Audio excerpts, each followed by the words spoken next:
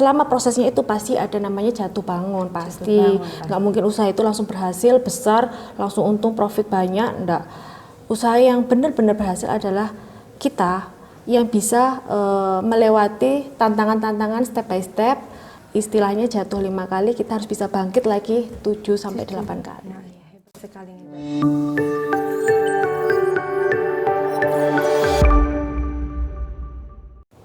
Halo, kembali lagi dengan saya Tasya Putri Mudianingrum, jurnalis tugumalang.id dalam program Gaya Wanita, Wanita Inspiratif Punya Cerita. Nah, kali ini kita kedatangan narasumber dokter cantik muda di Malang. Beliau juga sempat viral nih karena beliau pernah mengenakan APD yang unik. Langsung saja kita sapa. Halo Dokter Nina. Hai. Gimana nih Dok? Kabarnya baik? Alhamdulillah sehat. Alhamdulillah, meskipun pandemi saat ini kegiatan tetap produktif ya Dok? Semakin padat malahan. Oh gitu. Jadi pandemi bukan menjadi halangan untuk kita tetap terus berkreasi dan berinovasi ya Dok ya. Nah, Dokter Rina, ngomong-ngomong soal APD, apakah sampai sekarang Dokter Rina praktek dengan APD yang unik Dok? Masih tetap ya, kita kan masih di masa pandemi, jadi praktek dokter gigi masih tetap di level APD level 3. Jadi masih tetap dipakai APD-nya. Yang unik-unik itu ya.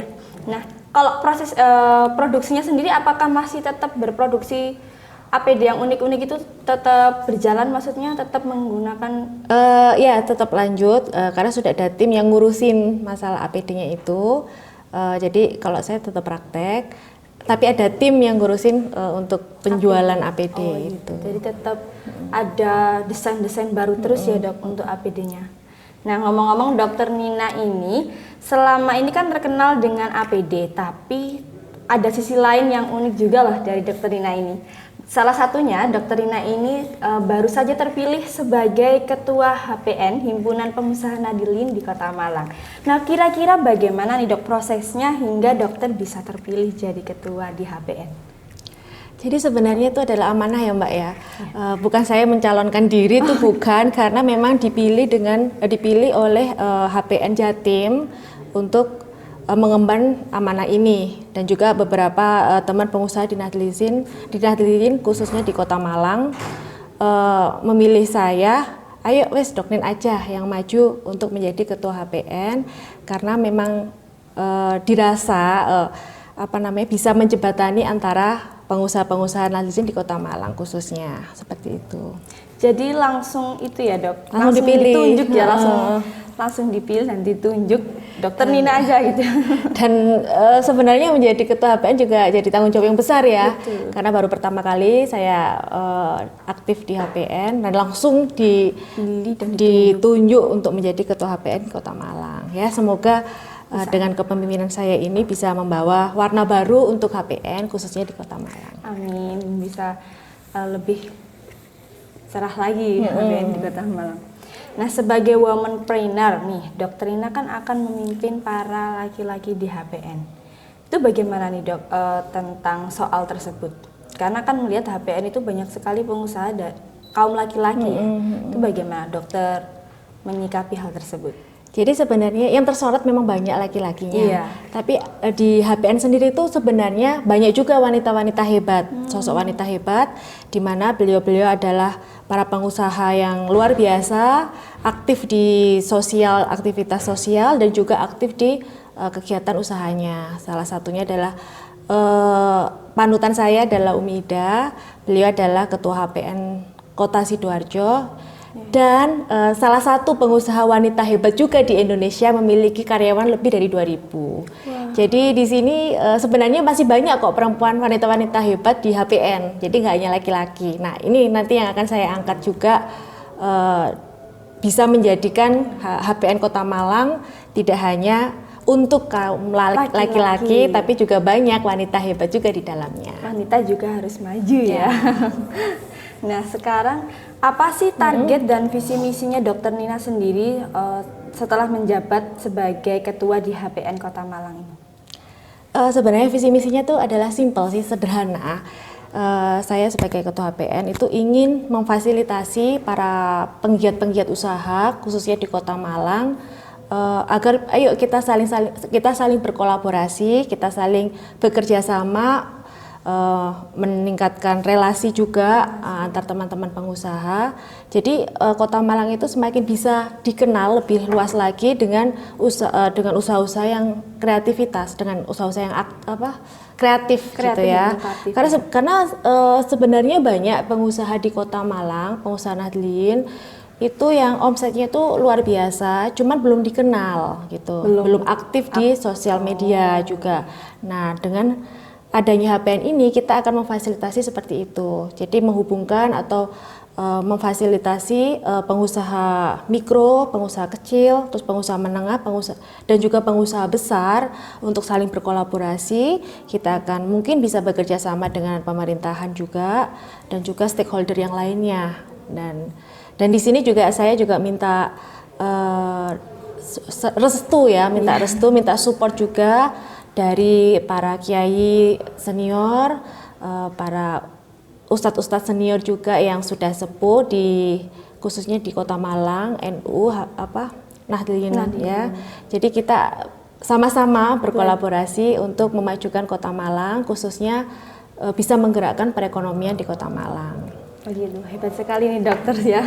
Makanya langsung bisa ditunjuk karena sangat percaya sekali kalau dokter ini bisa dan sanggup sepertinya. Saya tuh tidak bisa kalau tidak ada support dari sekitar seperti itu. Kita jadi sama-sama kita memajukan Kota Malang, khususnya untuk para pengusaha karena memang di situasi yang serba sulit ini ya.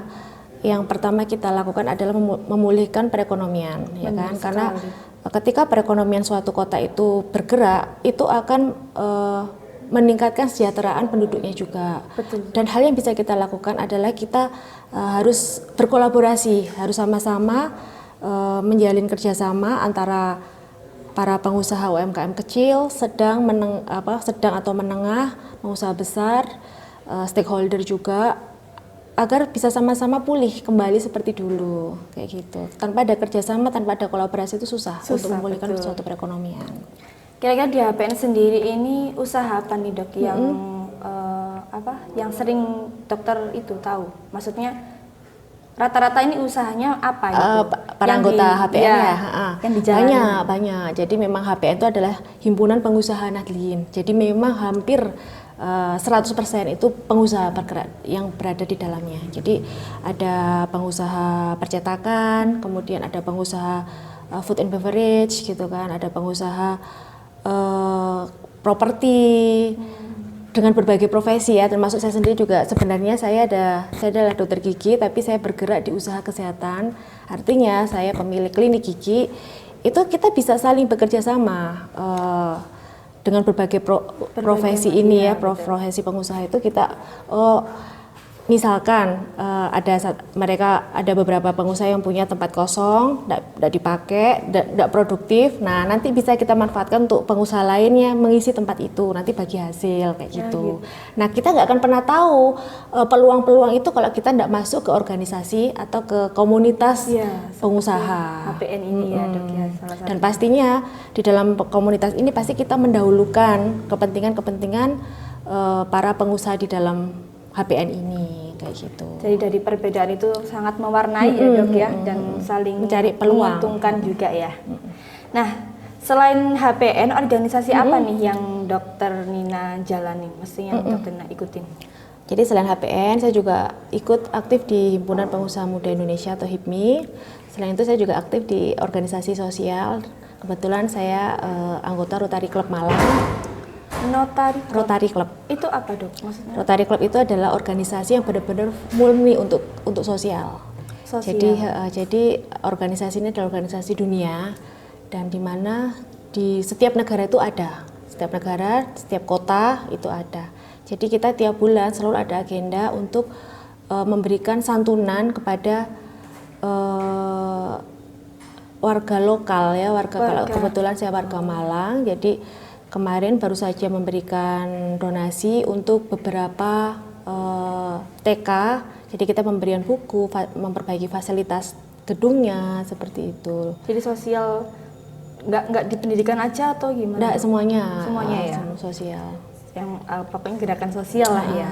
Iya. Betul, hebat sekali nih dokter. Udah sibuk menjadi dokter tapi masih mencari kesibukan di luar ya dok ya. Tapi itu sebuah organisasi itu kan juga sebagai pengalaman kita ya dok ya. Karena kalau kita nggak menjalin relasi juga bakal kurang. Ya, pengetahuannya juga kurang. Iya, terus relasi juga nggak ada. Sedangkan kalau sebagai pengusaha atau pebisnis, relasi itu penting. Nomor satu adalah relasi untuk menjalin networking itu dari kita. Relasi yang kita punya, relasi kita dapatkan dari apa? Dari ikut berbagai macam komunitas itu. Komunitas seperti organisasi ini. Nah, kita sekarang berubah pada usaha Dokter Nina nih. Nah, Dokter Nina kan punya usaha NDC ya, Dok ya? Iya. Nah, apakah sudah berkembang nih, Dok, saat ini? Alhamdulillah ya, dari satu cabang tahun 2015 saya bukanya, sekarang sudah hampir yang sudah opening itu 8, tapi lagi running itu ada 2, ya total sekitar 10 cabang. Berarti punya 10 cabang NDC ya? NDC Klinik Gigi, itu yang pertama di Kota Malang. Yang pertama kali di Kota Malang. Kemudian yang lainnya nih dok? Ada beberapa yang sudah mulai ekspansi keluar kota, ya di Magetan, Madiun, kemudian ini juga lagi ini di salah satu kota, tapi masih di Jawa Timur. Jadi kota-kota Jawa Timur aja ya dok ya, belum masih keluar itu. Provinsi. Oh iya. Nah, di masa pandemi saat ini kira-kira berpengaruh nggak dok usahanya dokter itu tadi sebagai pembuka NDC ini berpengaruh nggak sih kalau pandemi seperti ini? Pastinya berdampak juga ya, nggak ada usaha yang tidak berdampak pada saat pandemi. Ya pasti ada penurunan pasien, kemudian jumlah cash flow-nya juga pasti turun. Tapi kita sebagai pengusaha ini adalah tantangan. Betul. Tantangan di saat pandemi, kita memilih menyerah atau cepat beradaptasi menghadapi masalah ini. Jadi alhamdulillah ketika awal pandemi dulu saya sempat terdampak ya. Awal pandemi kita kan sudah hampir 2 tahun. Tapi pada saat itu saya tuh bukan tipe orang yang aduh gimana ya, terus ya wes lah kayak menyerah sama nasib gitu ya. Tapi apapun caranya harus saya lakukan agar bisa bangkit dan kembali seperti dulu. Kayak gitu. Jadi ya alhamdulillah selama pandemi malah NDC itu bisa buka cabang, pasien banyak, meskipun sempat melewati terjangan di awal-awal pandemi dulu ya, sempat turun drastis pendapatan, pasien yang datang juga nggak ada, tapi kita langsung beradaptasi cepat dan tanggap, akhirnya bisa kembali lagi keadaan. Itu yang bahkan bisa buka cabang. Salah satu dokter tindakan waktu itu biar cepat pulih kembali itu apa dok? Termasuk bikin APD yang unik itu. Termasuk itu ya APD itu. Jadi kan saya bikin APD unik itu, APD yang bikin suasananya itu nyaman, fun gitu kan, pasti tidak takut mau perawatan ke tempat kita. Jadi semua staffnya juga pakai APD yang lucu-lucu, warna-warni, dan itu adalah saat itu menimbulkan suasana yang berbeda ketika perawatan gigi saat pandemi gitu kan. Selama ini dulu awal-awal kan kita mau perawatan mau ke klinik atau kemana itu kan masih pakai APD-nya itu yang putih polos gitu kan. Anak-anak juga takut, suasana juga gitu kan, masuk ke dunia lain gitu. Nah tapi setelah langsung beradaptasi dengan cepat, semua staf pakai APD warna-warni tanpa meninggalkan faktor keamanannya level 3 itu, kembali baik pasien yang datang ke tempat kita berangsur-angsur kembali seperti dulu. Jadi inovasi baru itulah ya dok yang dibutuhkan saat kita berada di masa pandemi. Wah hebat sekali Dokter Nina punya inovasi secepat itu. Harus cepat. Jadi selain dokternya sendiri, pekerja di sana juga memakai APD yang unik ya dok ya. Nah suka duka sekarang nih dok, suka duka Dokter Nina merintis NDC ini gimana? Awal dulu NDC adalah praktek pribadi saya, praktek pribadi yang benar-benar satu orang, dokter giginya saya sendiri, terus kemudian karyawan cuma ada 2 sebagai FO depan dan juga ada sebagai asisten gigi gitu kan, itu tahun 2015. Jadi seorang pebisnis itu ya tidak bisa langsung besar gitu kan, harus merintis. Kalau saya sendiri adalah pribadi pebisnis yang memang benar-benar merintis dari nol, menjalani sendiri dari nol, kemudian tumbuh dan berkembang seirama dengan growingnya suatu usaha itu. Wah, kayak gitu. Jadi benar-benar mulai from zero to hero. From zero to hero. Jadi pasti banyak lah ya. Banyak dukanya pada saat itu. Meskipun sekarang juga sebenarnya kita masih merintis ya, masih belum bisa dikatakan sukses. Tapi kalau saya melihat kayaknya sudah sukses gitu ya, Dok ya. Nah, sekarang kira-kira menurut dokter tantangan terbesar apa selama dokter menjadi womanpreneur? Tantangan terbesar itu adalah meyakini diri sendiri. Kadang kita itu suka nggak pede, terus kadang ada juga yang terlalu terbawa sama omongan orang kayak gitu kan. Terus kemudian terlalu saya yakin apa enggak ya, saya bisa apa enggak, terlalu ragu gitu kan. Jadi tantangan yang luar biasa itu adalah justru kita harus bisa menaklukkan keraguan pada diri sendiri. Betul. Dan juga jangan terlalu mendengarkan komentar-komentar orang. Kalau kita sudah fokus sama usaha, fokus di titik itu sampai benar-benar berhasil.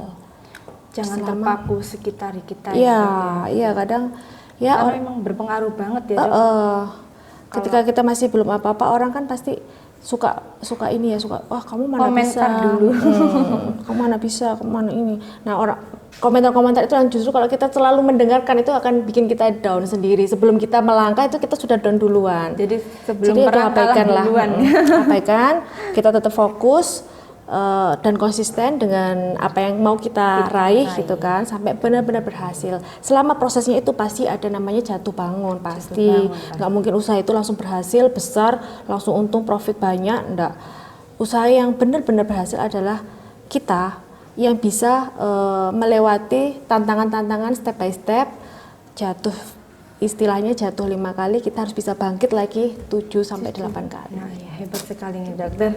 Nah, dokter sendiri nih selain menjadi womanpreneur usaha NDC, apa yang dokter punya selain usaha NDC ini? Saya tuh kalau usaha atau buka bisnis tuh nggak jauh-jauh dari passion saya, ya karena saya dokter gigi, saya buka klinik gigi yang nggak jauh dari profesi saya. Dan kedua, nggak jauh-jauh juga dari hobi saya, karena hobi saya adalah jalan-jalan. Saya suka traveling, saya tuh suka keluar kota, jalan-jalan lah pokoknya ya sama keluarga. Selama pandemi saya ekspansi juga ke properti. Properti apa dok maksudnya? Saya buka beberapa villa di luar kota untuk disewakan. Jadi ada properti lah, ada unit apartemen juga untuk disewakan kayak gitu.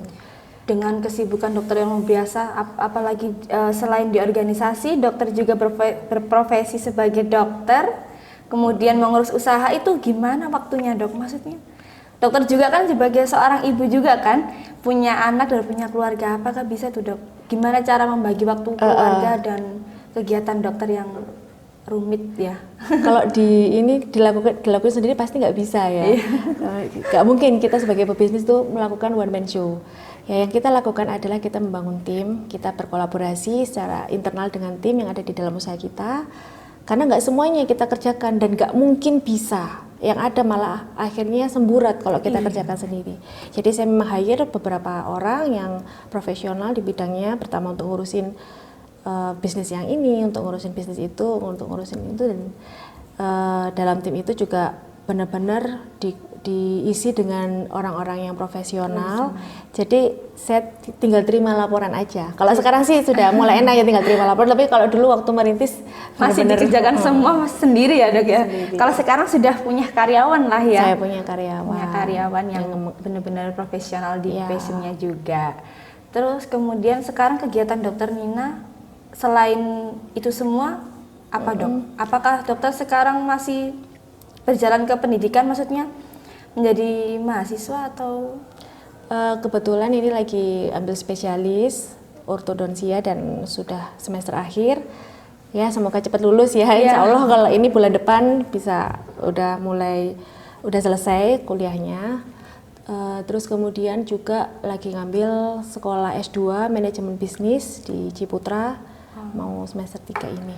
Jadi kalau menurut saya sebagai pebisnis itu kita jangan pernah meninggalkan investasi ilmu. Investasi ilmu itu sangat penting ya, investasi layar ke atas, karena suatu pebisnis tanpa ilmu jadi kosong, mau jalan itu nggak ada panduannya. Sedangkan kalau kita punya ilmu, kita punya panduan, lebih luas nanti bisnisnya, kualitas bisnisnya itu lebih bagus, apalagi didukung dengan tim-tim yang hebat. Jadi ilmu itu nggak ada ruginya ya dok ya? Ilmu penting banget, berguna banget, apalagi kita jadi womanpreneur ya. Harus bisa. Nah, sekarang boleh nih dok, apa pesan-pesan untuk teman-teman yang sedang menonton podcast kita, mungkin pesan-pesan sebagai womanpreneur yang bisa sukses nantinya seperti Dokter Nina. Jadi hidup itu harus hebat, luas, agar kita itu bisa memberi manfaat untuk sesama. Cukup sikap yang sederhana, tapi kalau hidup harus hebat dan luas. Karena seorang ibu yang hebat akan melahirkan anak-anak yang hebat dan juga generasi yang luar biasa hebatnya. Jadi semuanya itu berawal dari para wanita, para perempuan, terutama ibu. Jadilah ibu yang hebat dan kuat agar bisa memberikan suatu panutan kepada anak-anak kita nantinya. Keren sekali Dokter Nina ini sudah menjadi dokter, menjadi ketua juga di salah satu organisasi, hebat banget, dan kegiatannya yang sebegitu rumitnya, tapi beliau juga masih bisa membagi waktu dengan keluarga. Keren sekali dokter. Terima kasih sekali lagi dokter telah hadir dan menyempatkan waktunya ya untuk podcast bersama saya di sini. Dan terima kasih juga yang telah menonton podcast kita dari awal hingga akhir. Banyak sekali pengalaman-pengalaman yang telah diceritakan oleh wanita inspiratif tentunya. Semoga bermanfaat dan sampai jumpa di video-video selanjutnya. Bye-bye.